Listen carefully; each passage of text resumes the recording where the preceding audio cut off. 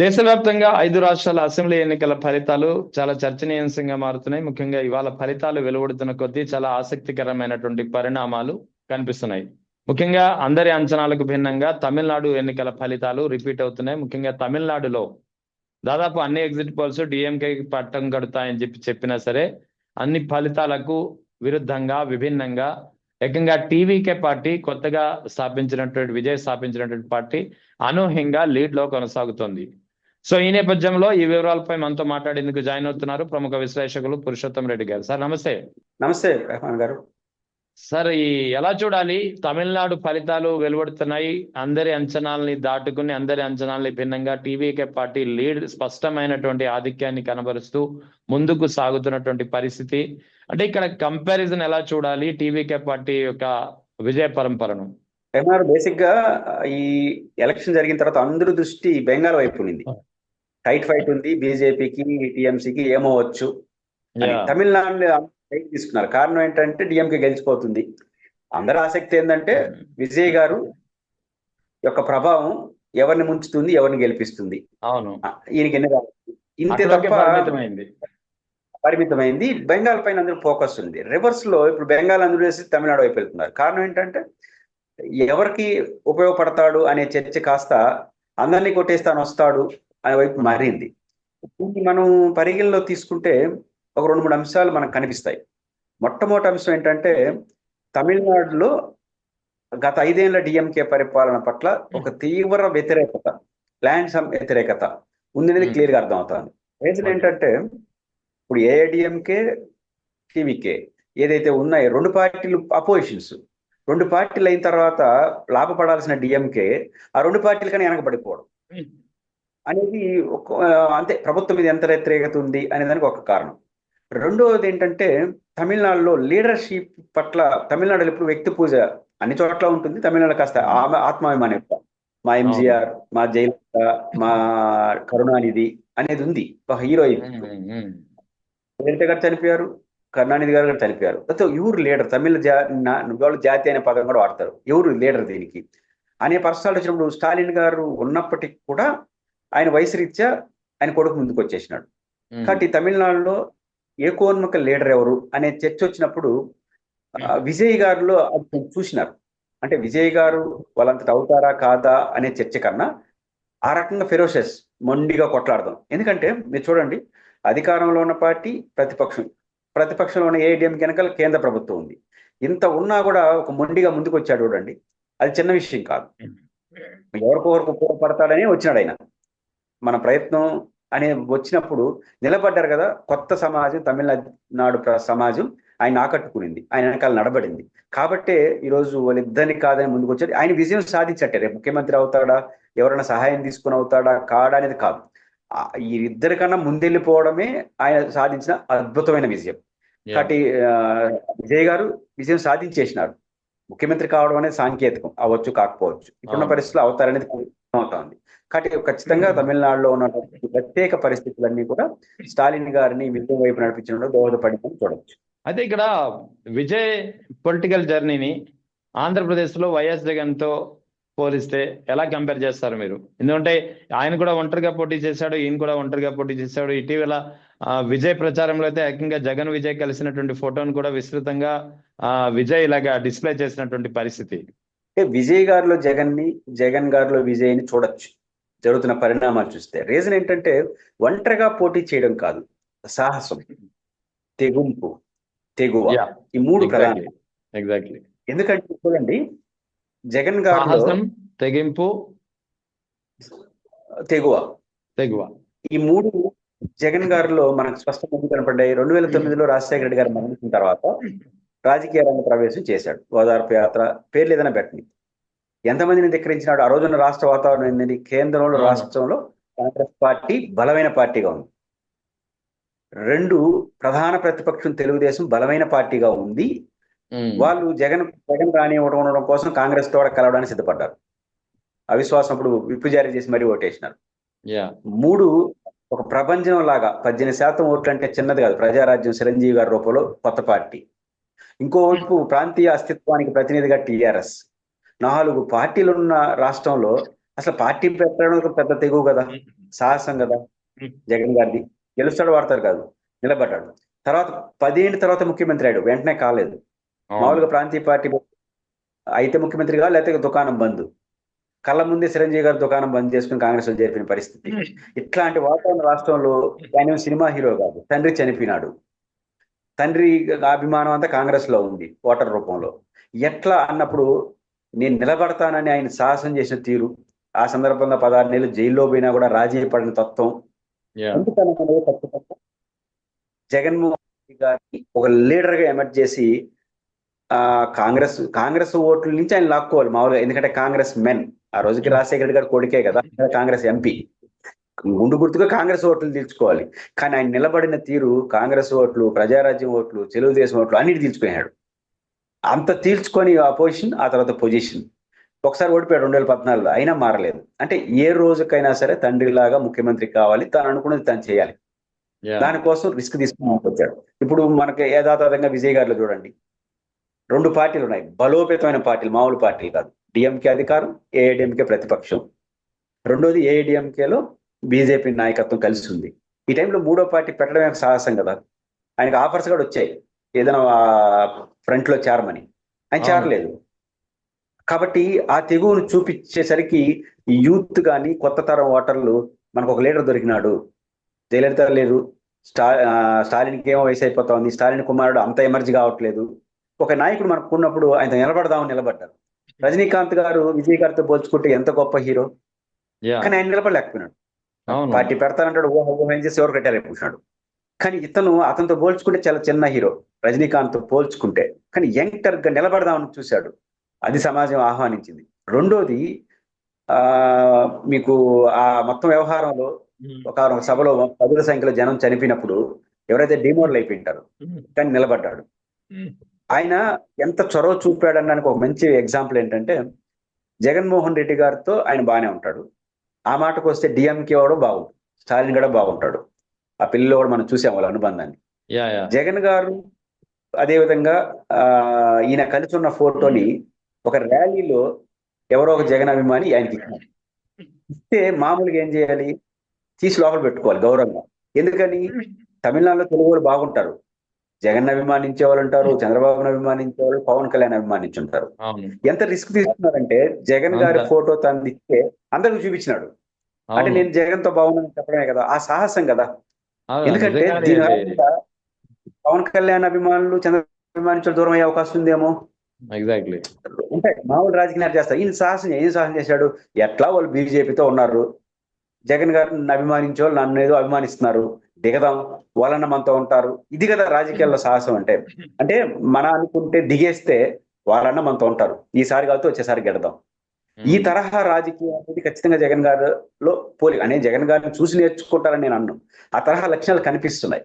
అంటే జగన్ గారిలో విజయ్ గారిలో ఈ కామన్ అనేది ఖచ్చితంగా విజయ్ గారిని విజయం వైపు నడవడానికి దారి తీసింది. ఆయన అనుకున్నది కూడా ఈసారి ప్రతిపక్షం అవుదాం, వచ్చేసారి కొడితే ముఖ్యమంత్రిని కొడదాం, అంతే తప్ప ఈసారి ప్రతిపక్షానికి గెలుద్దాం లేకపోతే ఇంకోటి అది అవుదాం ఇట్లాంటిది ఆయన చేయలేదు. అట్లా చేయకపోవడమే ఆయన విజయానికి దారి తీసింది. ఖచ్చితంగా జగన్ గారు అంతే కదా, ఎప్పుడు అవుతామో తర్వాత కొడతా ఉండడమే అనే టైప్ లో జగన్ గారు కూడా ఉంటారు. రెండోది రెహమాన్ గారు నచ్చినాడు, రెహమాన్ గారు భుజమే చేసుకొని పోవడమే. పురుషోత్తం ఏమనుకుంటాడు, ఎల్ల ఏమను పట్టించుకోడు. ఆ పురుషోత్తం ఎల్ల డెసిషన్ తీసుకోవట్లా, రెహమాన్ గారు డెసిషన్ తీసుకో ఒకరన్నా నాతో ఉంటారు కదా అనే టైప్ జగన్ గారు. ఇది కూడా అంతే. అంటే ఆ రకంగా వాళ్ళిద్దరిలో ఆ కాంబినేషన్ ఖచ్చితంగా కనిపిస్తుంది. ఇంకా ఇంకోటి ఇదే విజయ్కి సంబంధించి, యాక్చువల్లీ తమిళనాడులో ఉన్నటువంటి విజయ్కి సంబంధించిన చాలా సినిమాల్ని ఇక్కడ జనసేన అధినేత పవన్ కళ్యాణ్ రీమేక్ చేసి సక్సెస్ సాధించుకున్నారు కొన్ని సినిమాల్లో. అయితే కానీ ఈయన పొలిటికల్ జర్నీ విషయంలో మాత్రం జనసేనని పవన్ కళ్యాణ్ ఆదర్శంగా తీసుకోలేకపోయారు. ఇంకా ఎందుకంటే అక్కడ ఈయన ఒంటరిగా పోటీ చేశారు. ఈయనైతే 2014లో పోటీని చేయలేదు, బయట నుంచి మద్దతు తెలిపారు. 2018లో మరో కూటమి, 2024లో ఇంకో కూటమి.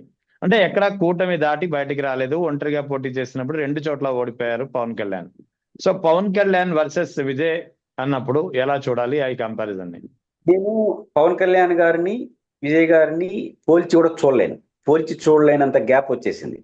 అంటే ఈ రోజు ఏదో విజయం సాధించారు కాబట్టి విజయ్ గారు పవన్ కళ్యాణ్తో పోల్చడం తక్కువ అని నేను అన్నాను. పాయింట్ ఏంటంటే విజయ్ గారు ఎంచుకున్న మార్గం వేరు, పవన్ కళ్యాణ్ గారు ఎంచుకున్న మార్గం వేరు. ఆయన పాపులర్ సినిమా రీమేక్ చేశాడు కానీ ఆయన రీమేక్ చేసుకోలేకపోయినాడు. ఈయన పాయింట్ ఏంటంటే పవన్ కళ్యాణ్ గారు ఏ రోజు కూడా ఫెరోషస్ గా, నిజానికి నేను పెద్దగా విజయ్ గారి సినిమాలు తక్కువ చూశాను కానీ విజయ్ గారికి తమిళనాడులో ఎంత ఇమేజ్ ఉందో ఆంధ్రప్రదేశ్ లో పవన్ కళ్యాణ్ గారికి తెలంగాణ ఆంధ్రప్రదేశ్ లో అంతకన్నా ఎక్కువే ఉంటుందని అనుకుంటున్నాను. సామాజిక వర్గం అండ కూడా ఉంది ఈయనకి, అక్కడ విజయ్కి లేదు అది అదనంగా క్యాస్ట్ అనేది. తర్వాత ఫస్ట్ అంటే ఈ రెండు అడ్వాంటేజెస్ ఉన్నప్పుడు మీరు విజయ్ గారి లాగా సాహసం యాగ చేశారు. 2014లో పార్టీ పెట్టారు, అన్కండిషనల్ గా అసలు పోటీ, ఒక రాజకీయ పార్టీ పెడుతున్న పోటీ చేయకుండా మద్దతు చేయడం. ఆ తర్వాత బిఎస్పీ సిపిఎంతో పొత్తు పెట్టుకుని చెగువేరా అనడం. ఆ తర్వాత మళ్ళీ బీజేపీ సనాతన ధర్మం. ఆ తర్వాత మళ్ళీ 29 మన ఎన్నికల్లో తెలుగుదేశంతో పొత్తు. ఇప్పుడు 15 ఏళ్ళు ముఖ్యమంత్రి చంద్రబాబు గారు. ఇవన్నీ చూసినప్పుడు ఆయన నిలబడతాడు గట్టిగా, ఎవరో ఒకరు సహాయం తీసుకొని వెళ్తాడు తప్ప నిలబడతాడు అనే నమ్మకం మెల్లిమెల్లిగా కోల్పోతున్నారు. అందువల్ల పవన్ కళ్యాణ్ గారిని విజయ్ గారితో పోల్చలేము. కాకపోతే ఈ విజయం ఎవరైతే విజయం సాధించాడో ఆ విజయం యొక్క ప్రభావం పవన్ కళ్యాణ్ గారిని విపరీతం ఒత్తిడి చేస్తుంది. ఇంకా రేపటి నుంచి మళ్ళీ 15 ఏళ్ళు అట్లా అన్నాడు అనుకోండి, అభిమానులే నిరాశపడే అవకాశం ఉంటుంది. ఆయన అనుకున్న బేస్ చెడిపే అవకాశం. నువ్వు కూడా విజయ్ లాగా ట్రై చేయలేవా? ఆంధ్రప్రదేశ్ లో కూడా తెలుగుదేశం, వైసీపీ 2 పార్టీలు బలమైన పార్టీలు. ఆడగడ్డ డిఎంకే ఏటీఎం బలమైన పార్టీ, కొట్టలేదు ఆయన. మనది కొట్టడం జగన్. అదే ఆంధ్రప్రదేశ్, ఉమ్మడి ఆంధ్రప్రదేశ్ జగన్ 4 పార్టీలు కొట్టేసి రాలేదా రాజకీయాల్లోకి? కాబట్టి ఒక 5 ఏళ్ళు ఓపిక ఉండాలి. ఎందుకు ఓపిక లేదు మీకు అనే భావన, ఒత్తిడి బాగా పవన్ కళ్యాణ్ గారి మీద పెరిగే అవకాశాలు ఉంటాయి. సో ఇప్పుడు ఈ లెక్కన మీరు చెప్పినట్టు వచ్చే ఎన్నికల్లో ఏపీలో ముఖ్యంగా 2029 ఎన్నికల్లో కావచ్చు, లేకపోతే త్వరలో వచ్చే స్థానిక సంస్థల ఎన్నికల్లో కావచ్చు, కాపుల నుంచి ముఖ్యంగా, ఎందుకంటే కాపు సామాజిక వర్గం గురించి ఎందుకు చెప్తున్నానంటే ఎక్కువగా అతన్ని వెంట ఉన్నది ఆ సామాజిక వర్గం కాబట్టి, ఆయనతో పాటు ఇతర సినిమా పరంగా ఉన్నటువంటి అభిమానులు కావచ్చు, వీళ్ళ నుంచి అయితే ఖచ్చితంగా why don't you try as Vijay అనే ఒక ఒత్తిడి లేదా ఒక డిమాండ్ అనేది ఖచ్చితంగా పెరిగే అవకాశాలు ఉన్నాయంటారు. మన రెహమాన్ గారు బేసిక్ గా విజయ్ గారి విజయం మీన్స్ ఒక ప్రగతి ఆంధ్రప్రదేశ్ లో అన్ని రాజకీయ పార్టీల మీద ఒక ప్రభావం చూపిస్తుంది. పవన్ కళ్యాణ్ గారి మీద ఎక్కువ ప్రభావం చూపిస్తుంది. అన్ని రాజకీయ పార్టీల మీద చూపించే ప్రభావం ఏంటంటే ఈరోజు విజయ్ గారి వెనకాల ఉన్నటువంటి జనం, ఇట్లాంటి జనం అంటే కేడర్, ఎమ్మెల్యేలుగా పోటీ చేసిన వాళ్ళు పేర్లు వింటా ఉంటే అన్ని కొత్త ముఖాలు. 2 బలమైన పార్టీని పక్కన పెట్టేసి కొత్త ముఖాలతో గెలిచాడంటే అర్థం ఆయన గొప్పతనం మాత్రమే కాదు, సమాజం పాత తరాన్ని వద్దనుకుంటా ఉంది. అంటే పాత తరం మీద ఎక్కువ కాదు, అంటే వాళ్ళ పర్సనల్ రాజకీయాల్లో ఏళ్ళు అనుకునేసి మేమే ఉండాలి ఇంకోరు రాకూడదు అనే ధోరణి, ఒక ఫెడరలిస్టిక్ మెంటాలిటీ ఏపీలో బలంగా ఉంది, తెలంగాణ బలంగా ఉంది. దాన్ని కొట్టే ప్రయత్నం ఆయన చేసినాడు. అంటే కొత్త సమాజం, ఈ పాత తరం నాయకులు వాళ్ళు మారరు, వాళ్ళ మీద వ్యతిరేకత వీళ్ళ మీద అట్లా ఉంటారు కాబట్టి వీళ్ళు బాగా సంపాదించుకోవడం, అజమాయిషి చేయడం వల్ల కొత్త రథాన్ని సమాజం కోరుకుంటా ఉంది. ఇక్కడున్న అన్ని రాజకీయ పార్టీలు కొత్త తరానికి ప్రాధాన్యత ఇకపోతే విజయ్ లాంటి వాడు కూడా ఆంధ్రప్రదేశ్ పెట్టి ఇద్దరు కూడా వస్తారు. కాబట్టి ఇది ఒక హెచ్చరిక అన్ని పార్టీలు తీసుకోవాలి. ఇది ఫస్ట్ పాయింట్. రెండో పాయింట్, పవన్ కళ్యాణ్ గారి విపరీతమైన ప్రభావం ఎందుకు ఉంటుందంటే విజయ్ గారిలో పవన్ కళ్యాణ్ గారు చూసుకుంటారు. ఎందుకంటే ఆయన హీరో, నువ్వు హీరో, అంతకన్నా పెద్ద హీరోవి, ఎన్ని రోజులు ఇది అనేది ఇంకా బాగా పెరుగుతుంది. పైపించి 15 ఏళ్ళు అన్నాడు, ఇంకా అన్నాడు అనుకోండి డిమోరల్ అయ్యే అవకాశం ఉంది. కాబట్టి పంచాయతీ ఎన్నికల్లో కానీ ఏం జరిగినా విజయ్ లాగా నువ్వు ఎందుకు ట్రై చేయకూడదు అని అంటే ఇంకా ఆయన ఏం చెప్పాలి? ఆ విజయ్ గారు వేరు నేను వేరు అన్నాడు అనుకోండి, ఇంక నేను వెనక్కి పోవడమే. ఇంతకుముందు అయితే నాకు నాయకత్వం తక్కువ, కొత్త అనుభవం లేదు, జగన్ గారు వరుస చంద్రబాబు ఉన్నంత జగన్ ప్రత్యర్థి, ఆయన మీరు కలిసి పనిచేస్తున్నారు. కానీ విజయ్ అని అతను ఇప్పుడు సక్సెస్ చూపించాడు కదా, నువ్వు అంత కావద్దు. విజయ్ కూడా అనుభవం లేదు కదా. అవును, ఆయనకి ఏ అనుభవం లేదు, మీకన్నా 10 ఏళ్ళ అనుభవం ఉంది. ఆయనకి ఏ అనుభవం లేదు. పైకి మీకు బీజేపీ అండగా ఉంది ఢిల్లీలో, ఆయనకి అది కూడా లేదు. కానీ ఇవన్నీ చూసినప్పుడు ఆయన ఇంకొక మాట కూడా చెప్పాలి. ఇప్పుడు త్రిష వాళ్ళ భార్య ఎపిసోడ్ వచ్చినప్పుడు కూడా ఆయన ఎక్కడ జంచుకోవాలా, అంటే ఎవరి కరెక్ట్ ఎవరి తప్పు కాదు. ఒక ఇష్యూ వచ్చినప్పుడు భయపడి పారిపోవడం, ఆ ఇష్యూ వచ్చినప్పుడు తప్పించుకోవడం రాజకీయాల్లో సమాజం యాక్సెప్ట్ చేయదు.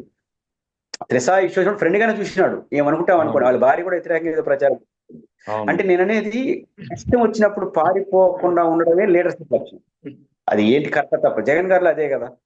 ఇప్పుడు ఒక పక్క చెల్లెలు, ఒక పక్క తల్లి, ఇంకో ఇట్లాంటి గొడవలు వచ్చినప్పుడు లోపల మనసులో ఎంత కుమిలిపోతున్నాడో తెలియదు కానీ బయటికి గుమ్మనంగా నేను నిలబడతాను, ఇక్కడ విజయ్ కూడా భార్య త్రిష ఇష్యూ ముందుకు వచ్చినప్పుడు త్రిషాను ఫ్రెండ్గా నిరాకరించారు. పైపించి తిరుమలకు వచ్చి దర్శనం చేసుకుని విజయ్ గెలవాలని పోయింది. నా ఫ్రెండ్ నిలబడ్డాడు అంతే. సమాజం ఏమనుకుంటుందని తర్వాత ఇష్యూ తెలియదు, సమాజం ఏమనుకుంటుంది. కాబట్టి జడుసుకోకుండా వస్తున్న పరిణామాలు నెగిటివ్ వచ్చినప్పుడు బడిసిపోయి రాజీ పడిపోతే రాజకీయాల్లో మనుగడ సాధించలేరు అనేదానికి విజయ్ గారు ఇంకొక ఉదాహరణ, మంచి ఉదాహరణ. అంటే జగన్ గారు ఒక మంచి ఉదాహరణ. ఎందుకంటే వస్తాయి రాజకీయాల తర్వాత బెదిరింపులు వస్తాయి, ఒత్తిళ్ళు వస్తాయి, ఇట్లాంటి క్యారెక్టర్ అసోసియేషన్స్ వస్తాయి. ఎన్నొచ్చినా నేను నిలబడతానంటే సమాజం నీతో నిలబడుతుంది. ఈ టైంలో ఏ పాయింట్లో రాజీ పడ్డా నిన్ను సమాజం యాక్సెప్ట్ చేయదు అనేదానికి పవన్ కళ్యాణ్ గారు ఒక ఉదాహరణ, విజయ్ గారు ఇంకొక ఉదాహరణ. సింహం ఎప్పుడు ఒంటరిగానే ఉంటుంది, అడవిలో ఎన్నో జంతువులు ఉంటాయి, కానీ సింహం ఎప్పుడు సింగిలే అని చెప్పి వైఎస్ జగన్ చాలా సార్లు చెప్పారు. అది మనం విన్నాము. ఆయన కూడా అదే ధోరణిలో తాను ఎందుకు ఒంటరిగా వెళ్తున్నాను అనేది ఈ యొక్క లైన్స్ ద్వారా చెప్పారు. అదే లైన్ ని ఇక్కడ వైఎస్ జగన్ లైన్ ని ఇక్కడ విజయ్ ఒక పబ్లిక్ మీటింగ్ లో ముఖ్యంగా ఇది లాంచ్ చేసినప్పుడు, పార్టీ లాంచ్ చేసినప్పుడు చేసినటువంటి వ్యాఖ్యలు. There will be so many jackals and animals in jungle, but there only one that is lion అని చెప్పి క్లియర్ గా చెప్పినటువంటి పరిస్థితి. రెహమాన్ గారు, ఇక్కడ నాకు పాయింట్ గుర్తొచ్చేదంటే సింహం సింగల్ అనేది జగన్ కి ఒక సందర్భంలో రాజకీయాల్లో కరెక్ట్ కాకపోవచ్చు, కానీ దాని అర్థం సింహంకి ఒక నానుడు ఉంది. సింహం ఎండి గడ్డి మేస్తుందా, సింహం ఎండి గడ్డి మేస్తుందా అనేది ఒక సామెత ఉంది. దాని అర్థం ఏంటంటే సింహం మొగరాజు అంటారు. అది ఏనుగు కుంభస్థలాన్ని కొట్టి దాని ఆహారాన్ని తీసుకోలేనంత ఆహం సింహాంది. వయసులో ఉన్నప్పుడు బాగానే ఉంటుంది, కొడుతుంది, వయసు అయిపోతుంది, ఏనుగును చూసి ఇది భయపడే పరిస్థితి వచ్చేస్తుంది. ఎందుకంటే అది ఆజాని బహురాలుగా ఉంటుంది. ఆ టైంలో ఆహారం దొరకకపోతే కనపడిన ఎండిగడ్డి మేస్తుంది అంటే మేదట, చావడానికైనా సిద్ధపడుతుందంట. తన గమ్ము ఏనుగు కుంభస్థలాన్ని కొట్టడమే. కొట్టలేని పరిస్థితి వచ్చినప్పుడు రాజీ పడిపోయి ఎండిగడ్డి మేయడం కన్నా చనిపోవడం మేలు అనుకుంటుందట సింహం. అంటే సింహం యొక్క స్వభావం ఫెరోస్నెస్. కరెక్టా తప్ప కాదు ఇక్కడ పాయింట్, దాని యొక్క నేచర్. కాబట్టి జగన్మోహన్ రెడ్డి గారు నేను ఓడినా గెలిచినా ముఖ్యమంత్రి అయినా కాకపోయినా నేను కొడతానే ఉంటా, ఓపుకున్న రోజులు కొడతా, లేకపోతే గుమ్మనింట్లో ఉంటా తప్ప రాజీ పడిపోయి ఎవరో పంచన చేరడం అనేది నా లక్షణం కాదు అనే ఉద్దేశంతోనే సింహం సింగల్ అంటాడు ఆయన. సింహం సింగల్ అంటే ఏ పార్టీతో పొత్తు పెట్టుకోకపోవడం కాదు, అది రాజకీయాల మంచి నేచర్ గానీ. కాబట్టి నేను కూడా ఇట్లే ఉంటాను అని విజయ్ గారు నిలబడ్డారు. ఈ రోజు కాకపోతే రేపు 2 పార్టీలు ఉన్నాయి, ఎవరికొవరు ఉపయోగపడడం కాదు, ఎవరితో చేరడం కాదు. సింహంలాగా నిలబడి ఒక రోజు ముఖ్యమంత్రి కావాలి, కాకపోతే కొట్లాడుతూనే ఉంటా, ఎప్పుడైతే అప్పుడు అవుతా. ఆ నేచర్ అది. కాబట్టి సింహం సింగల్ అనేది ఈ కోణంలో చూసినప్పుడు పాజిటివ్ గానే చూడాలి. అంటే ఈ 2 నాకు ప్రత్యేకంగా కనిపిస్తాయి. అదే ఆ మొండి ధైర్యమే విజయ తీరాల వైపు నడిచిందని చెప్పొచ్చు. ఇంకొకటి టీవీకే పార్టీ మేనిఫెస్టోలో కూడా ముఖ్యంగా వైఎస్ జగన్ బ్రెయిన్ చైల్డ్ గా ఉన్నటువంటి కొన్ని పథకాలని దాదాపుగా కొద్దిగా అటు ఇటు షేపప్ చేసి దాదాపుగా అటువంటి సంక్షేమ పథకాలని ఆయన మేనిఫెస్టోలో పొందుపరిచారు విజయ్. సో దీన్ని ఎలా చూడాలి? విజయ్ గారైనా ఎవరైనా రెహమాన్ గారు బేసిక్ గా ఒక పార్టీని పెట్టేటప్పుడు పక్క రాష్ట్ర అనుభవాలు చూడకుండా పోరు. పైకి తెలుగు ప్రజలు డామినేటెడ్ గా ఉన్న తమిళనాడులో ఆ రాష్ట్రంలో పార్టీలు ఎట్టబుట్టినాయి, వాటి నడకేంటి? ఇప్పుడు ఆంధ్రప్రదేశ్ లో చంద్రబాబు గారు తెలుగుదేశం ఒక చరిత్ర, సరే కాంగ్రెస్ ఒకటి, ఇంకొక పార్టీ ప్రాంతీయ పార్టీ 2, ఒకటి పవన్ కళ్యాణ్ గారు, ఒక జగన్ గారు. జగన్ గారు అనుభవం ఏంటి? 4 పార్టీలు ఉన్నా సరే నిలబడదాం. పవన్ కళ్యాణ్ గారి అభిమానం ఏంటి? పొత్తు పెట్టుకొని గెలుద్దాం, అవసరం 15 ఏళ్ళు ఆయన ముఖ్యమంత్రి పర్వాలేదు. ఈ రెండిట్లో ఎవరిని ఆదర్శం తీసుకుంటాడు ఆయన? ఖచ్చితంగా జగన్ ని ఆదర్శంగా తీసుకుంటాడు. అంతే కదా. జగన్ ఆదర్శం, జగన్ మేనిఫెస్టో కూడా చూస్తాడు, జగన్ పరిశీలిస్తాడు ఆ పార్టీ నడక ఎట్ట జరిగింది, ఆయన అల్లన్ స్టేట్ కి చూడకుండా ఎట్లుంటాడు. కాబట్టి ఖచ్చితంగా జగన్ గారి యొక్క ప్రభావం విజయ్ గారి మీద అనేక సందర్భాల్లో కనపడింది. అంటే అర్థం జగన్ గారు నుంచి ఆయన నేర్చుకున్నాడు కాదు, స్టడీ చేస్తాడు. చంద్రబాబు గారిని స్టడీ చేశాడు. చంద్రబాబు గారు ఒక రాజకీయ పార్టీలో ఉండింది, ఎస్టాబ్లిష్ అయిన తెలుగుదేశం పార్టీలో లీడర్షిప్ లో వచ్చినాడు. పవన్ కళ్యాణ్ ఆయన రాజీ పడుతున్నాడు, ఒంటరిగా కొట్టడానికి సిద్ధపడట్లేదు. జగన్ గారు ఒంటరిగా నిలబడదాం సింహం లాగా అనేది ఆయన స్టైల్. దీంట్లో అది బాగా నచ్చింది ఆయనకి. అంటే అట్లా ఆయన నచ్చినప్పుడు ఆయన పథకాలు, ఆయన మేనిఫెస్టో ఆయన గెలవడానికి ఏది దారి తీసిందో చూస్తాడు కదా. అంటే ఇవన్నీ చూసి ఆయన నిర్ణయానికి వచ్చినట్టు చెప్పుకోవచ్చు.